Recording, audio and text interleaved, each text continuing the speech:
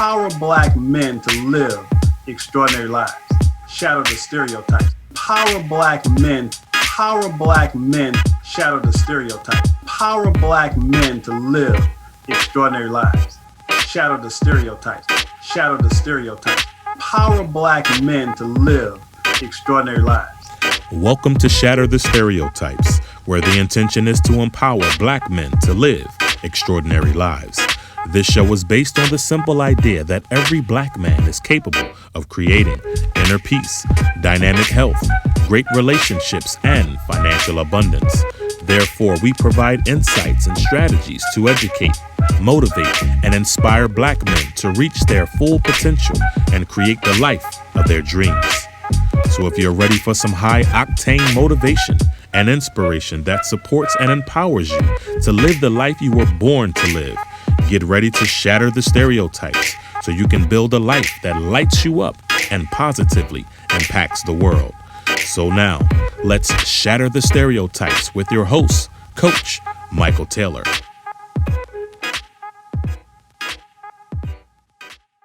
Hello and welcome to Shatter the Stereotypes, where my intention is to empower Black men to live extraordinary lives.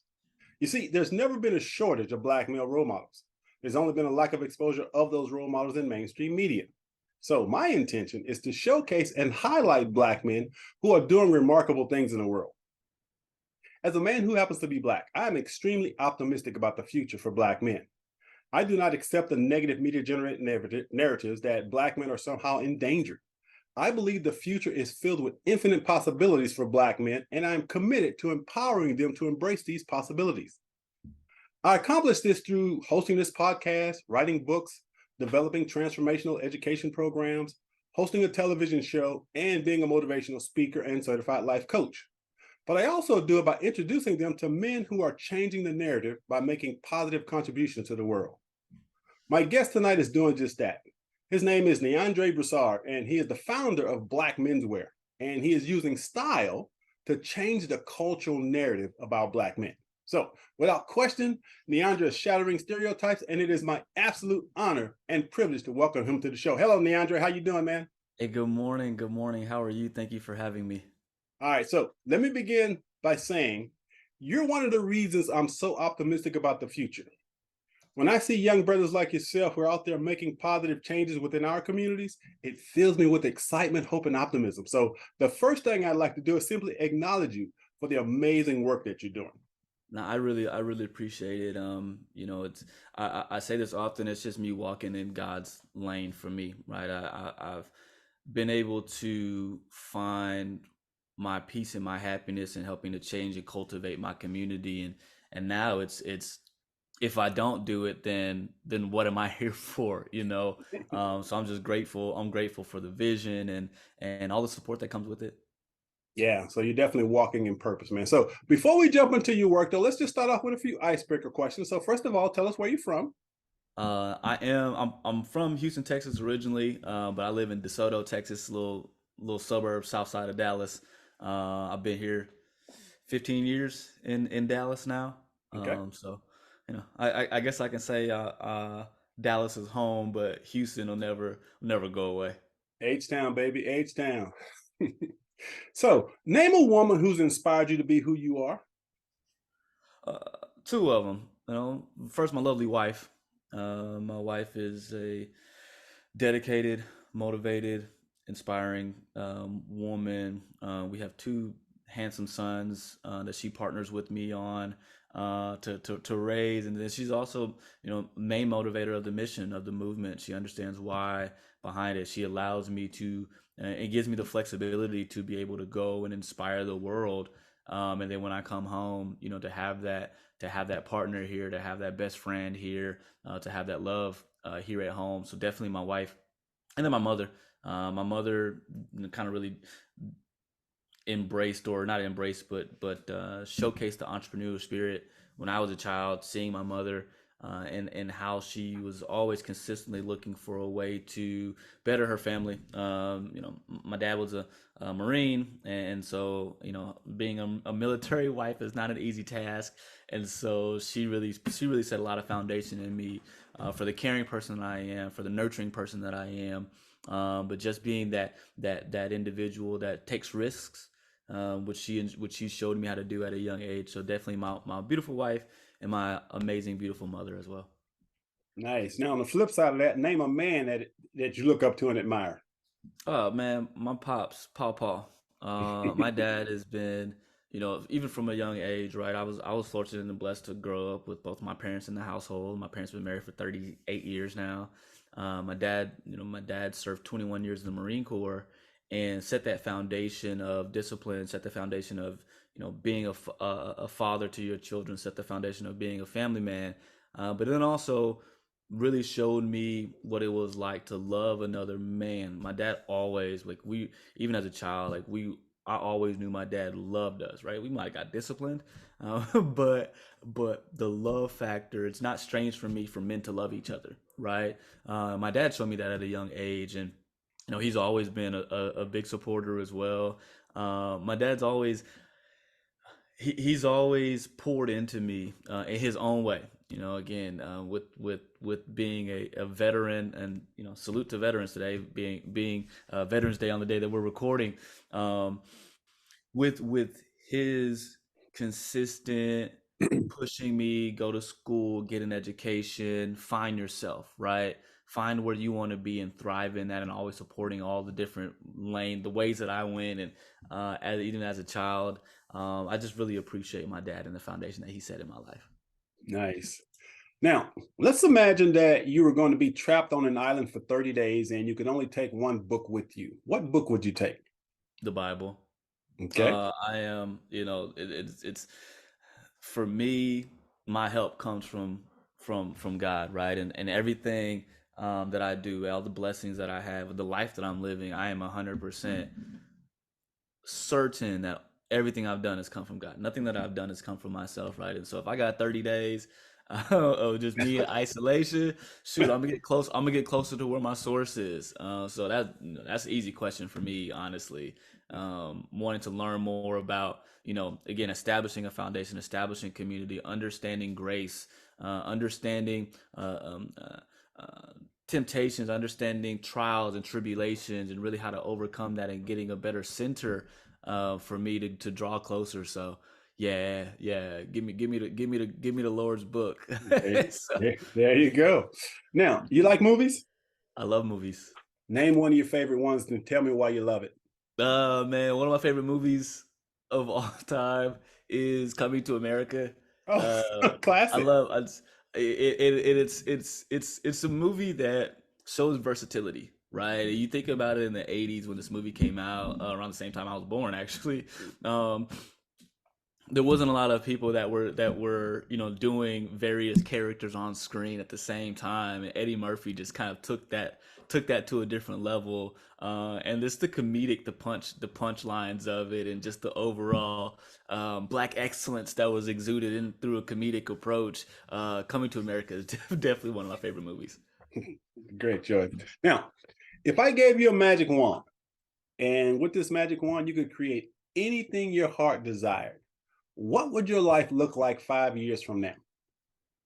5 years from now, I think, my wife and I will be closer than we are today. I mean, we're close. Let me not say that, but with time, uh, comes more connectivity, right? And so, my boys, 5 years from now, my boys would be in high school.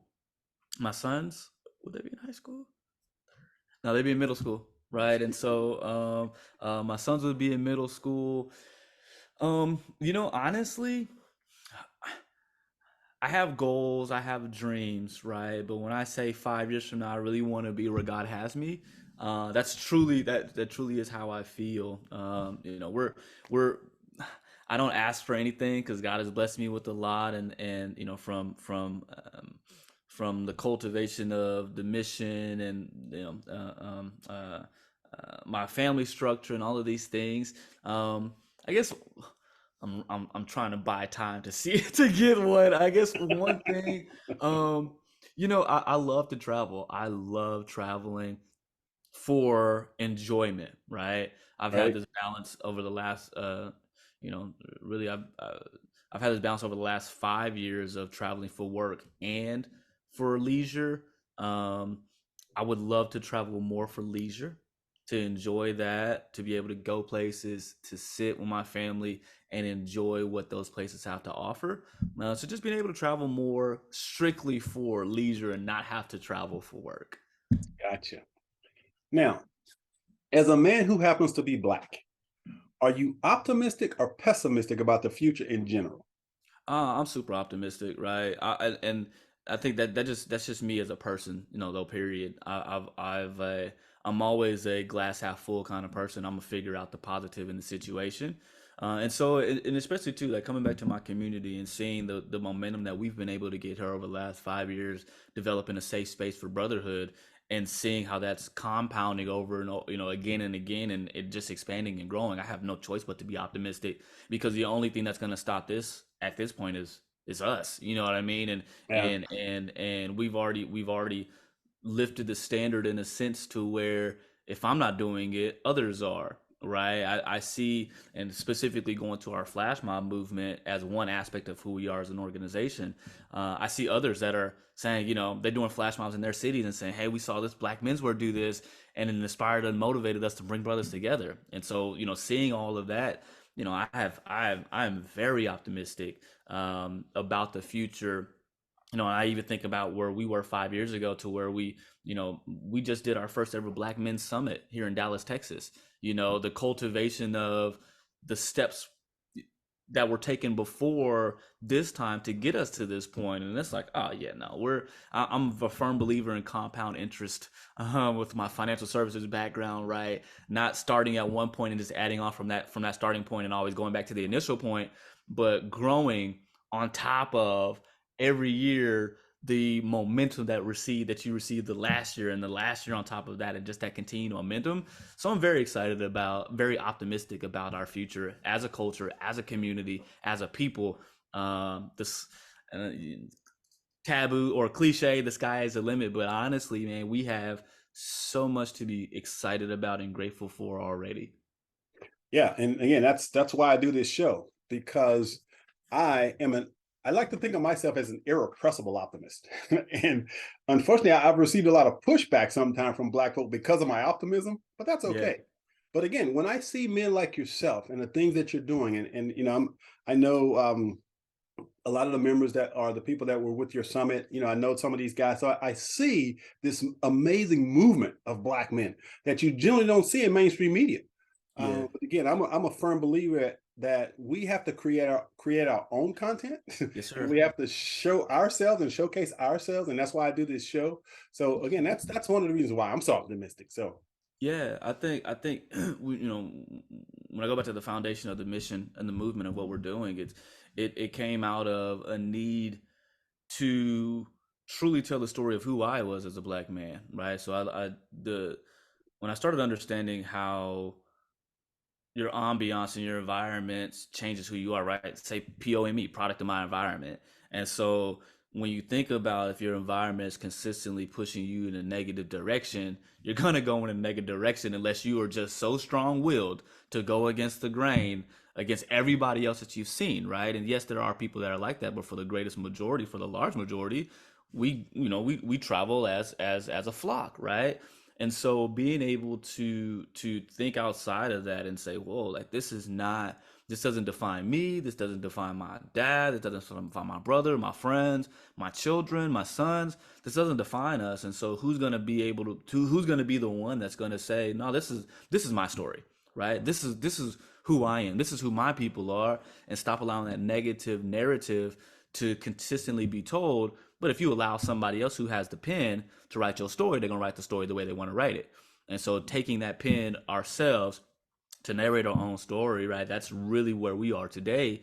And that's why, again, coming back to this optimism, I'm optimistic because more brothers are saying, nah, this is not true. And we have bigger platforms now. People have been doing this for a long time, right? I will say that there have been brothers that have been leaders in our communities for a long time. They didn't necessarily have the platforms. Well, right. where we are in today's society, we all got platforms. It's just dependent upon how we utilize them and how we leverage them. And that's why I'm optimistic, because a lot more brothers are leveraging their platforms to tell these truthful stories. It's not like we ain't making nothing up. This is who we actually are. This is Right. the real. And Yeah. so being able to use our platforms for their good, man, like again, I'm overwhelmingly excited about where we're going as a people and as a community. Yeah. Now, I wrote a book titled The Cure for Onlyness, A Black Man's Guide to Joy, Passion, and Purpose. And the book really talks about the feeling of onlyness that we as Black men experience sometimes when we're in environments where we're the only people of color. And I'm sure you've had that experience. I'm curious, how do you navigate that situation? Man, truth be told, right? So my background is in financial services, and as a young Black man trying to educate other people about how to manage their finances, and then going from an individual perspective to a wholesale perspective, to where now, I've trained, recruited agencies, right? Hundreds of people, and I get on stage and I train thousands of people at a time, in some instances, and being, again, looking out into the sea of faces and seeing mostly white men faces, but having that confidence of, I know what I'm talking about, right? And it's kind of I take the holistic approach of it, right? And I say, for me, that's really when I got into this lane. Obviously, this is a suit and tie profession, and I started noticing my style in these rooms was appreciated, because yes, I did the suit and ties, but it was a tailored suit. It was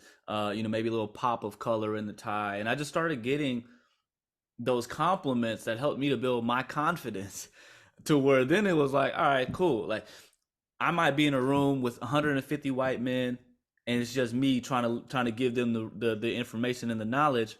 And as soon as I walk in that room, some gentleman's like, "Hey, man, I like that suit you got on." Right? For me, that broke all of the barriers I needed mentally, because it's a mental block, right? It's the imposter syndrome. Am I supposed to be in here? But once I got that, and then I heard the statement from Deion Sanders, where Deion said, "You look good, you feel good, you play good, you play good, they pay good." And like, I literally took that in, because I saw it. I said, "Oh, he ain't lying." And so so I really began to thrive in that space. Um, Based on my difference, right? My difference, I embraced it. I came to the table in a way that was authentic to who I was, and I embraced it, and I grew in it. And I think that's one of the things that we have to really understand is, you are the best version of you ever created, right? Because you're the only version of you ever created. And we start to think about, well, so and so has this and so has that. Why don't I have this and why don't I have that? Because that's not God's calling for your life. You are on the path that you're supposed to be on, the good, the bad, the indifferent, the hurdles that you overcome. But then once you start to take all of that in, and you start to realize that all of those are the ingredients in the stew of life. And I got that. Oh man, I just picked that up from somebody like last week. I forget. I was having a conversation, and my brother was like, "Man, I look at everything like life is like a stew, right? You can't just, with the stew, you can't just put the potatoes in, you can't just put the meat in, you can't just put the carrots in, and in 2 minutes it's cooked. Like, you got to have time. The water's got to boil. You got to flavor. You got to season the water first, right? Once you season the water, then you add your ingredients into it. And some of those ingredients are shorter term than others, right? Some of those take longer to cook. And so, but all understanding how all of that comes together in the end is what makes it what it's supposed to be. And once we start to understand who we are as individuals and all of our experiences, and are comfortable with that, I think that's where we start to thrive, to where then it becomes, you become comfortable in your skin, to where, everything else that goes on around you doesn't necessarily take you off your track, and doesn't like make you diminish your value. You're able to still see who you are, and what you bring to the table. Yeah. Yeah. So it's important for us to have these types of conversations. I believe, because I'm 62. So Yeah, you look good, my brother. there you go. but my point is, see, I remember the 60s. I remember the struggle, if you will. And I remember my grandfather telling me at an early age, he says, and he used to call me Big Jaws because I had these big cheeks as a kid. He said, "Big Jaws, I'm going to tell you the secret to success." So, okay, Grandpa, what's the secret to success? He says, "If you want to be successful, you got to learn to think like the white man." Now, I'm not telling you to try to be like the white man. I'm only telling you to think like him, because the white man is the one with all the money. So if you can figure out how to think like the white man, you can have what he has. Yeah. And it was a really powerful lesson that I learned when I was like 10. And so somehow that message, because I read Think and Grow Rich when I was 13, right?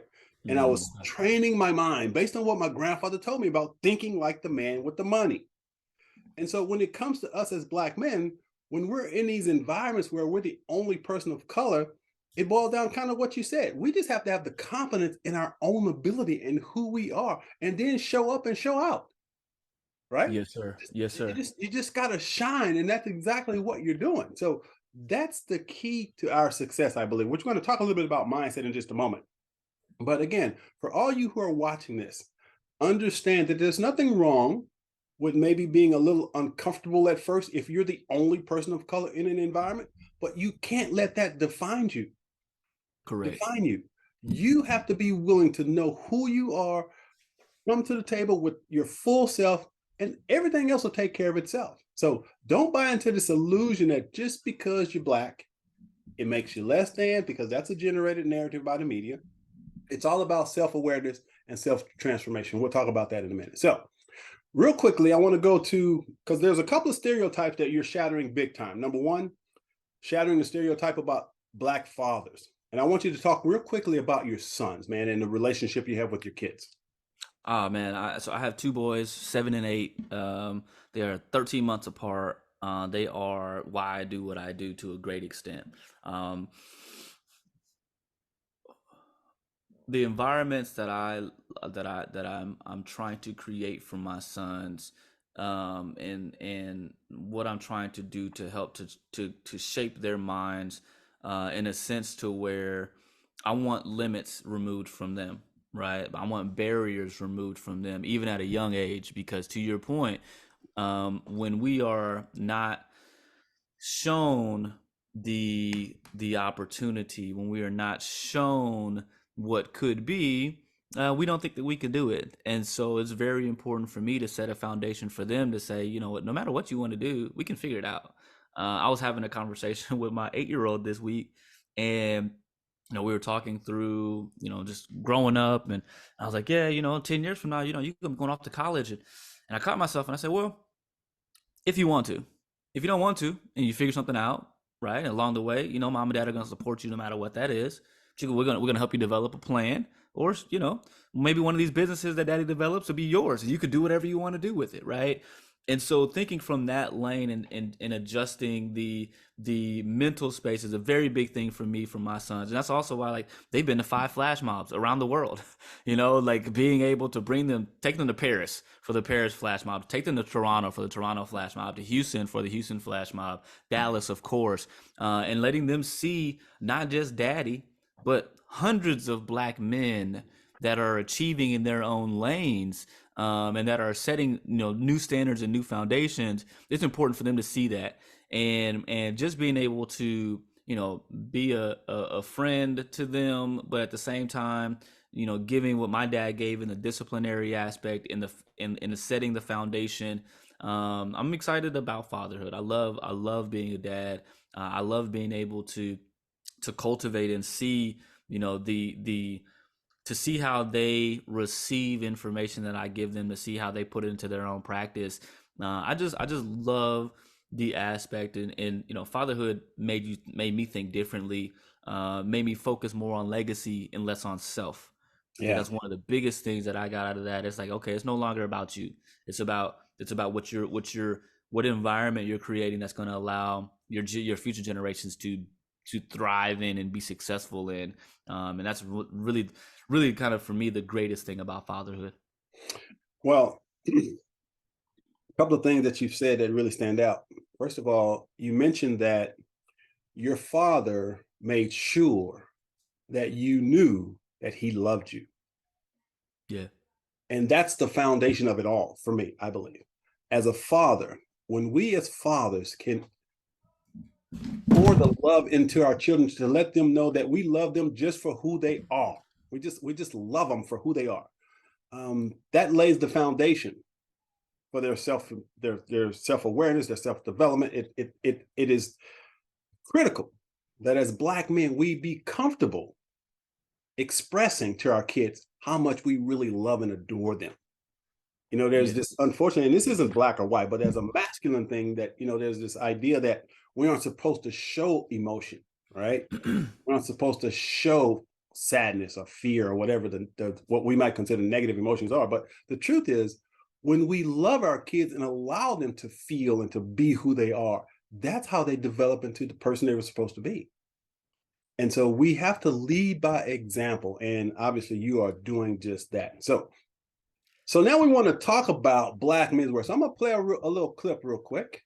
Okay. And then we're going to have a little combo about it. Let me pull that up real quick here. Let's see here. All right. Here's getting all dressed up and taking pictures, but now you can be a part of a viral sensation with a powerful message. I'm here with NeAndre Broussard, founder of Black Menswear. Thanks so much for being on the show. Thanks for having me. You're a long way from home in Dallas, coming here to Tampa to bring us this really cool thing. Can you talk about the message behind this? Because people may have seen the pictures, but never knew what it was about. Yeah, so really the point of Black Menswear was for us to inject positivity within the Black culture, within the media, right? And so about 2 years ago, there was an opportunity, you know, in my mind where it's like, what can I do to drive positivity within the culture? Because there's a lot of negativity that was being shown about people that look like me. And so the opportunity really within that to say, okay, what can I do?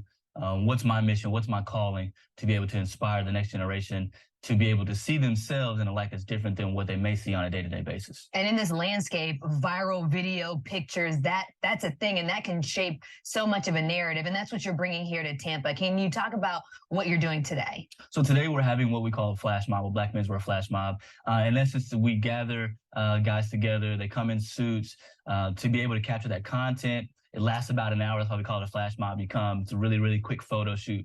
But what you get from it and the content that's created from it and the power that has, that's really what drives it all, right? And so we come together, the network, the community, the camaraderie that's there. It's a really engaging hour and a half of time where guys are able to find out about other people in the city, but then also looking at where we shoot and how we shoot, especially with today's shoot, being able to have the shoot at a place like Perry Harvey Senior Park that has so much culture within it for us to be able to have this that we're saying is going to change the culture moving forward and be able to shoot it at such a landscape location here in the city of Tampa makes it even the more powerful. Such a gem if you've never been to that park.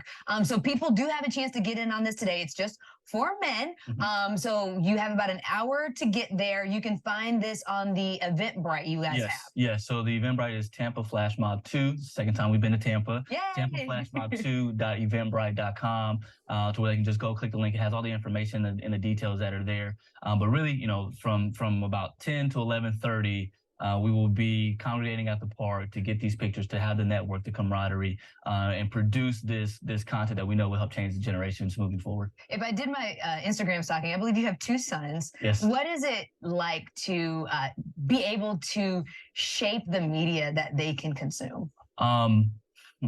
That's really, you know, a driving force for it, to be able to say that I'm creating something that they will look up to and that they will appreciate and that they will value, that can really help shape their frame of reference. I mean, that's really what it's all about. It's all about creating an internal mental shift, because when you see better, you can do better. When you see something that aspires you to be great, you can be great. If all you see is negativity, then all you're going to be is negative, right? But if I can see an image that just gets me thinking, right? Gets me motivated, that pushes me to a next step or another limit to do a little bit more research or to tap into something that's in me that I would not have been able to tap into if I never saw it. If I was never inspired, I might not have ever gotten there. So really, like, that's the same thing that I get for them, is to inspire them through this type of content. And of course, if you want to join, I've actually put their Instagram story on my Instagram, Jasmine Styles TV, Black Menswear on IG. I've also, there's a link to the Eventbrite on the Instagram page. NeAndre, thank you so much for coming. Thanks for having me. Good luck on a great shoot. I'm looking forward to seeing the pictures. Thank you. I love it. All right, so now we're gonna jump right in. For those of you who have never seen a flash mob, let's give you a little taste of what that is. Oh, tell me, we get what we deserve. Oh, we get what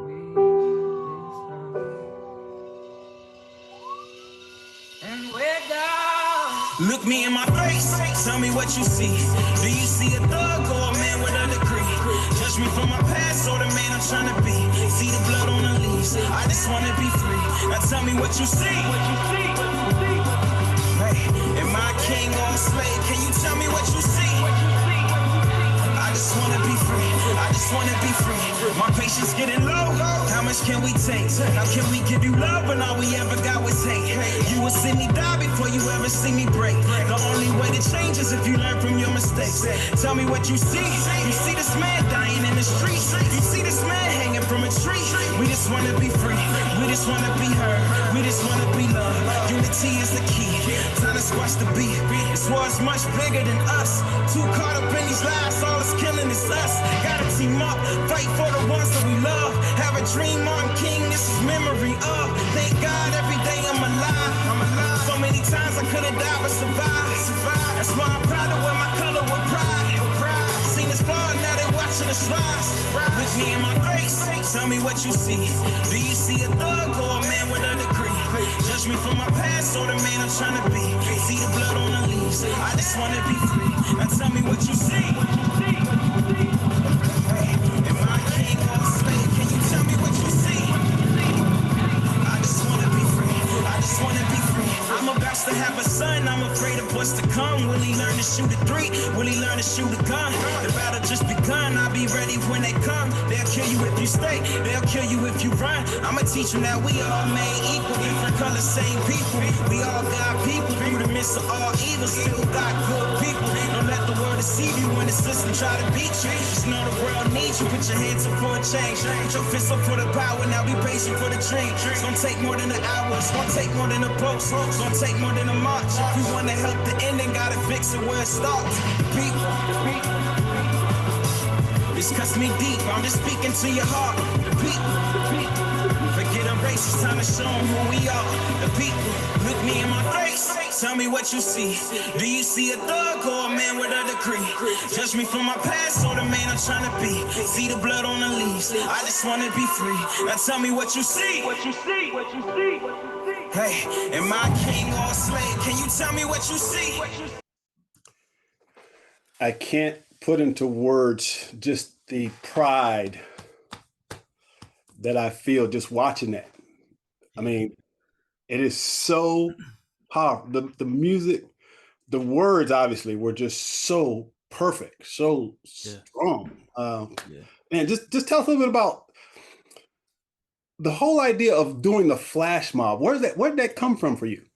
Man, so truthfully, right, that the vision for the flash mob came and it started small. It started, I'd done a photo shoot with a few black male influencers here in the city in Dallas. I think it was like 4 of us. And, once we got the pictures back and I'm just looking at it like, wow, this is so beautiful. Just seeing the 4 of us and at that moment it was God's voice saying, okay, go bigger. Right, go bigger. So you see this, you see what you felt off of seeing 4 brothers together in a way that exudes excellence, go bigger. And, from that, it just grew and grew. And, went from 4 to 25 to 50 to 100 to the largest flash mob we've done. We were in Brooklyn 2 years ago and we did 350 guys. Wow. And now, we're consistently doing 200 in a city. And it's the thing around it right now, I look at it too, and I'm just so like, wow, taking it all in myself, kind of replaying. I haven't seen it. It's kind of a gift and a curse that I haven't actually looked at the Dallas flash mob video probably in over a year, just because we've done, we put out so much content around it, and to see that that music actually came after the flash mob was shot. And one of the guys, a good friend of mine that was in the flash mob from Seattle, was like, hey man, you need to check out this artist from Seattle. He's got this song that I think will fit perfectly. And to your point, I mean, it's such a story around just that visual with that song. But we're, it's a gathering It's a safe space. It's a because it, and it's funny. Like if you listen to my conversation with Jasmine I think that was 2019. I want to say that was December of 2019, and to go from that to where it was focused on getting the guys together for the pictures, but you heard I talked about a little bit of the networking, and now the primary focus of the flash mob is for networking and brand amplification, right? Having these guys come, bring their businesses, bring their business cards, bring their missions, bring their philanthropy efforts, and come together and have a safe space for natural gathering and natural conversation.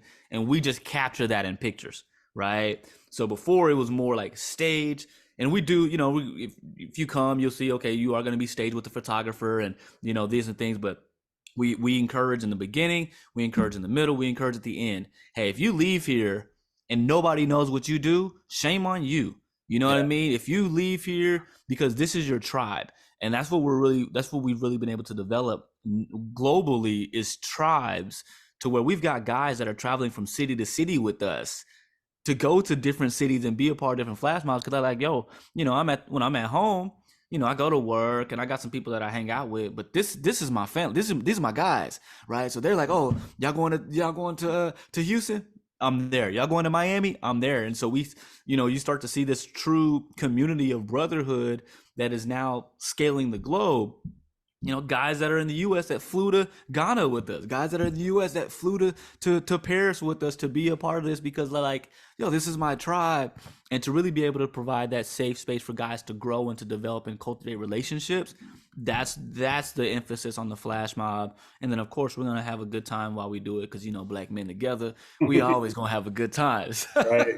Yeah. But see, that also shatters another stereotype. And there's this stereotype that black people don't support each other. Yeah. Right? Oh, yeah. We've all heard that. But here you're creating an environment where we come together to collaborate, to support each other, which is so powerful. The flash mob in itself, and we talk about that as a team, the flash mob in itself, it shatters 3 stereotypes out the gate, right? First one is we going to start on time. So what whenever you register for the flash mob, you're going to get several emails that say, hey guys, this is the time that we start on time. If we say we start at 10, best believe at 10 o'clock, we're gathering groups together and photographers are starting to take pictures. If you come at 11:30, it's likely that we're going to be done. So you done missed out on all of this because you think we operating on CPT. Nah, we operating on the time of the clock, right? So we have that aspect. The second aspect of the stereotypes that we shatter is black men can't work together. And you got hundreds of black men, a lot of them strangers, right? You got some guys that come with a couple of homies and things like that. But for the most part, most of you guys have never met each other. And so being able to come together in a way that's peaceful, that's enjoyable, that's fun, no drama, right? To be able to do that, that's shattering another stereotype. And then the third thing, the third stereotype that we shatter with this as well is that black men can't follow instructions. We're unruly, right? Again, when you think about the structure of this, it is a 90-minute, sometimes it goes a little bit over just because we're having a good time.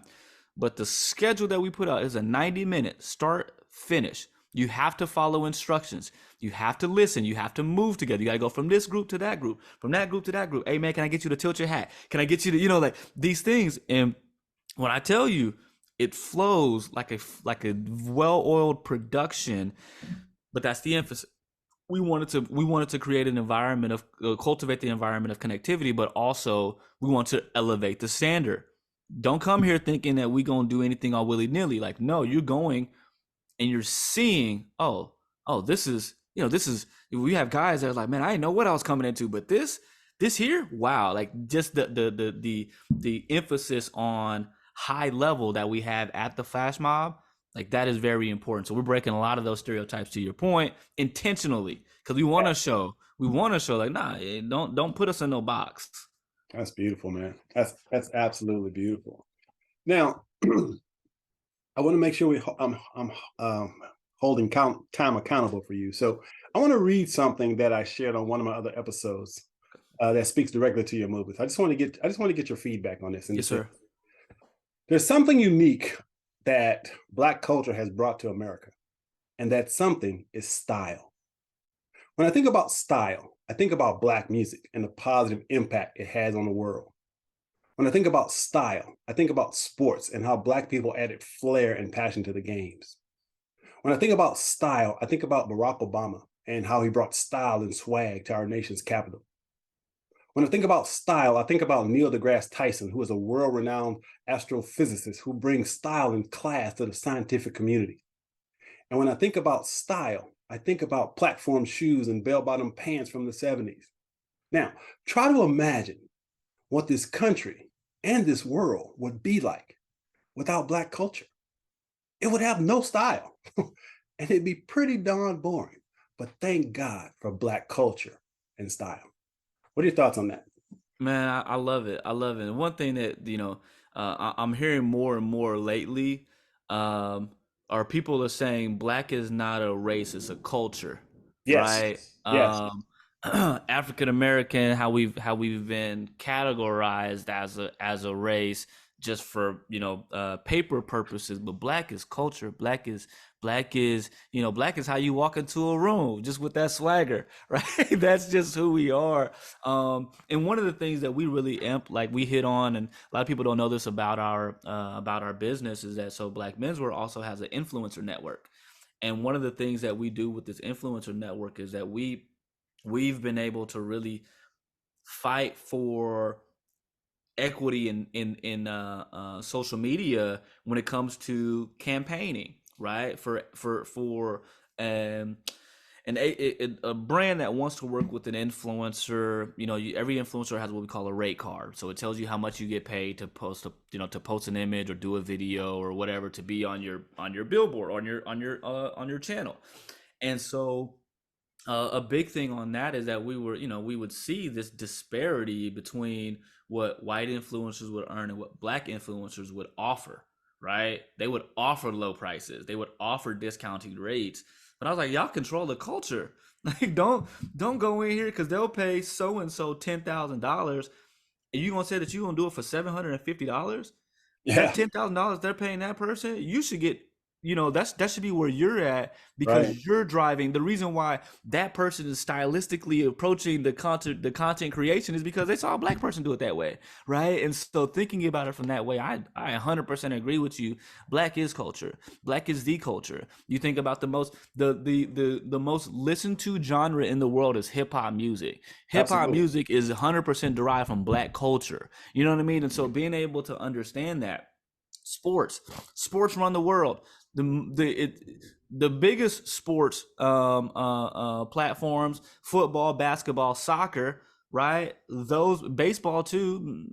Baseball is being now taken over by Dominican or Caribbean culture, right? Which is Right. still comes back to the African culture that didn't make its way all the way across to the U.S. It stopped, there, and they planted roots there with the Spanish culture, right? And so being able to really say and understand that TikTok, Instagram, Facebook, Twitter, all of this stuff is driven by Black culture, and it's the compound of Black culture. So I 100% agree with you. Without Black culture, the world would be bland. It'd be potato salad with raisins.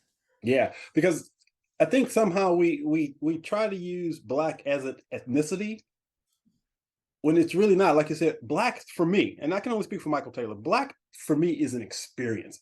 It's like, I personally don't necessarily relate to African American. I understand it's a title, it's a label, but it doesn't resonate for me. For me, being Black resonates because I remember civil rights movement. I'm like I said, I'm a child of the 60s, so there's this idea, this feeling of Blackness that I have that, again, it doesn't have anything to do with Africa. It's not taking away from my heritage. Yeah. My experience, my true experience has been being Black in America.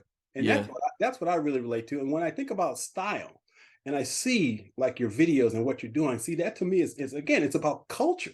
Yeah. And it's who and what we are. And we just need to tap into that because that's the essence of who we are. So I want to play another quick clip.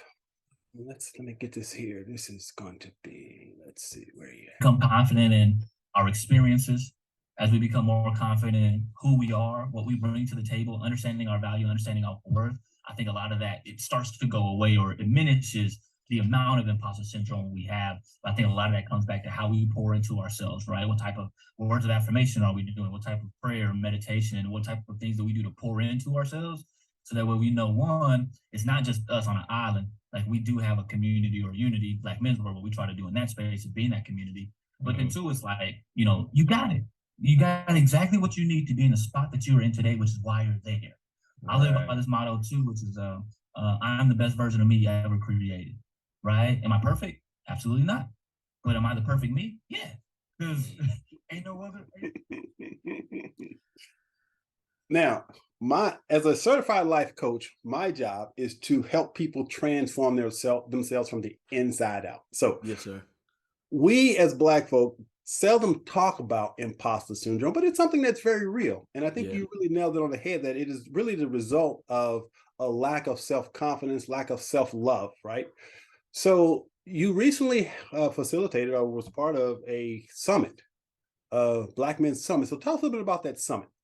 Yeah, so the Black Men's Summit was meant to be a safe space for, again, all we want to offer is safe spaces, places where we can go and we can talk that real talk, and everybody understands what we're talking about. You don't gotta, you don't have to hold back at all. You're able to truly be who you are. And the summit was a way for us to talk through, challenges that we have as a community and what we can do to amplify that. I had the ability, the privilege of partnering with Black Wealth Renaissance, with the Dad Gang, and with the Black Man Can in association with Black Menswear to host our inaugural Black Men Summit. And the emphasis on it was elevating the standard and let's build, right? So build community, build health, build legacy, and build wealth. Those were our 4 pillars for this summit. And being able to have gentlemen on stage that have various levels of success and expertise in those arenas, just to pour into those that are in the audience.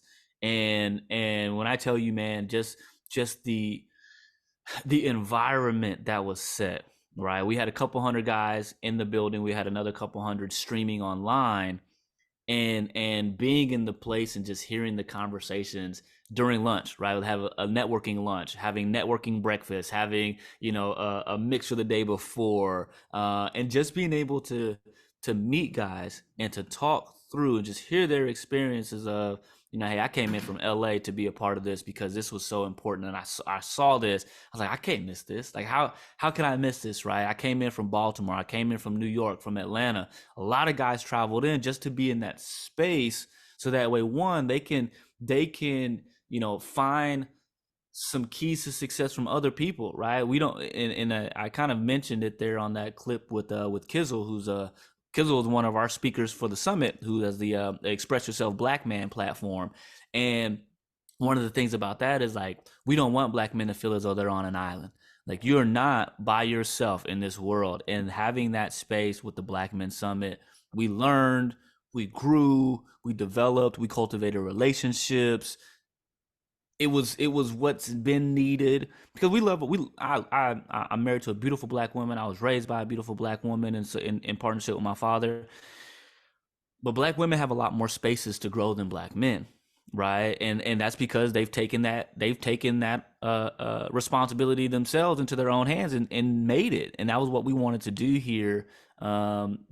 Us 4 Black male-led platforms coming together to help change the outcome of our community moving forward. Yeah. And that's, once again, the reason for my optimism, because I believe personally there is a hunger from Black men for this type of work.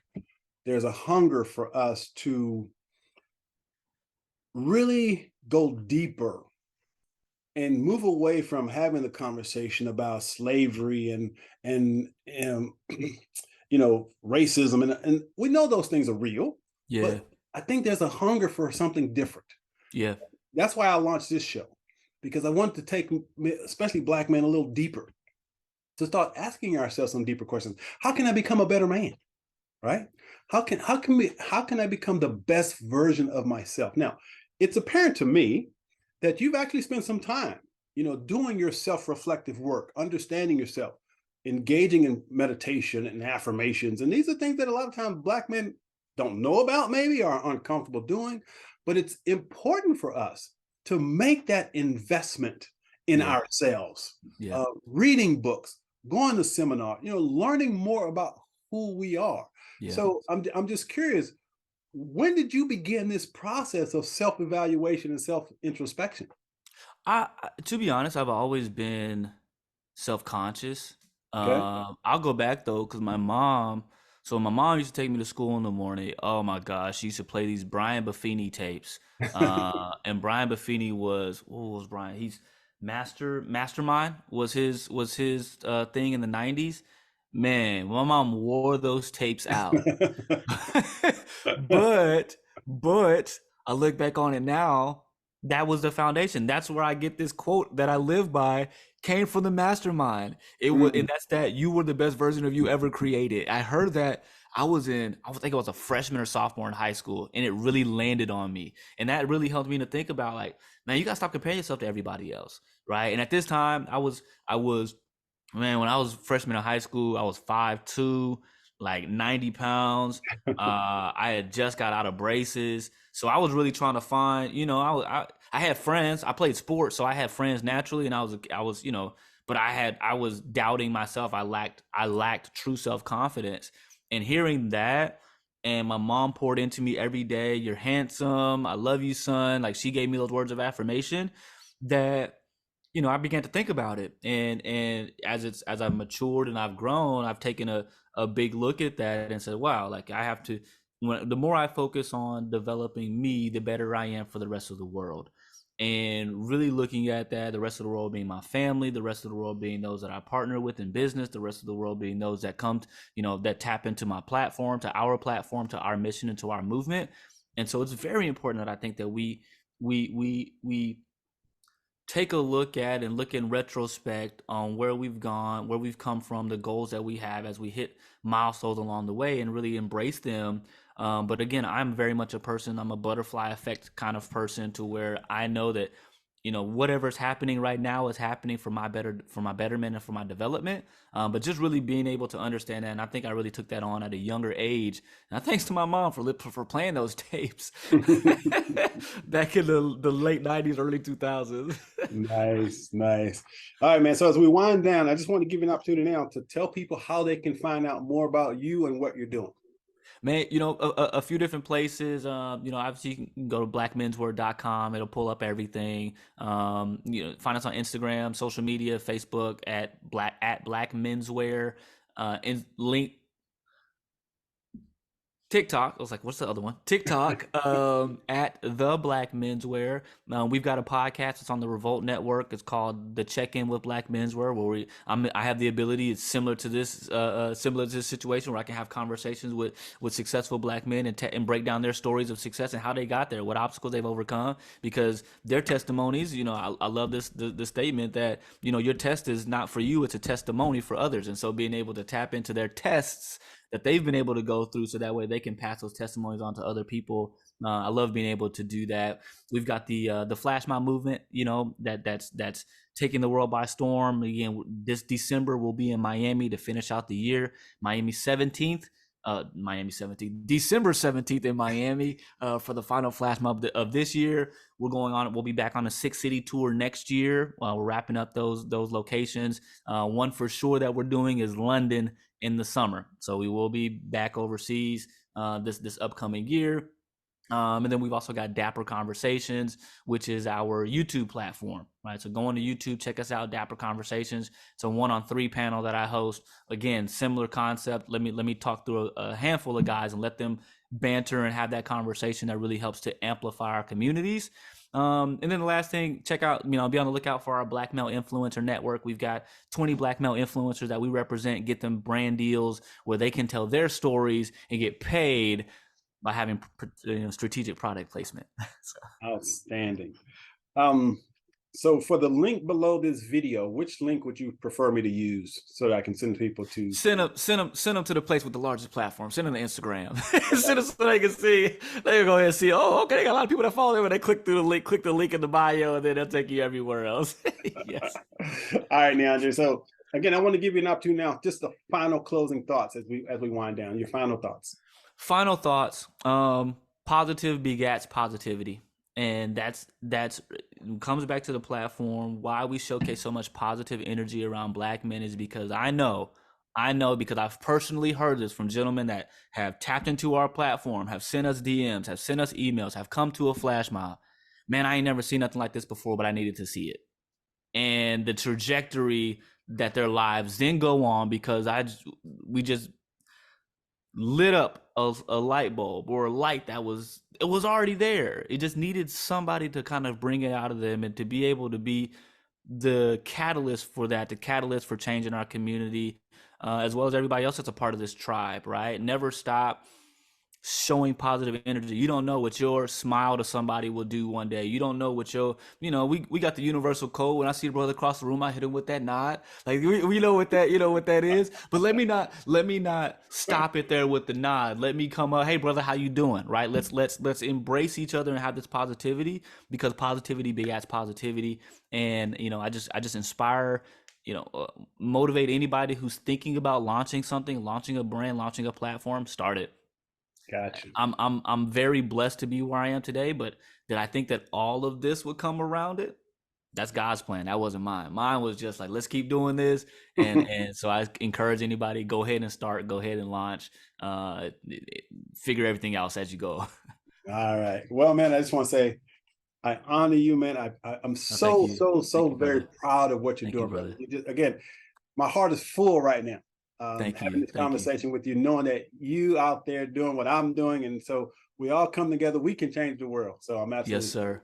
Nah, and I got to give you your flowers, bro. Appreciate your platform. Appreciate what you do from a life coach perspective and helping people bring out the best in themselves, man. Thank you for shattering those stereotypes. Absolutely.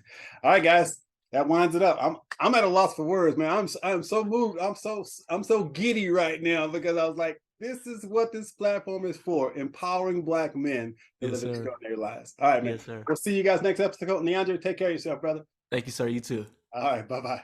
Bye.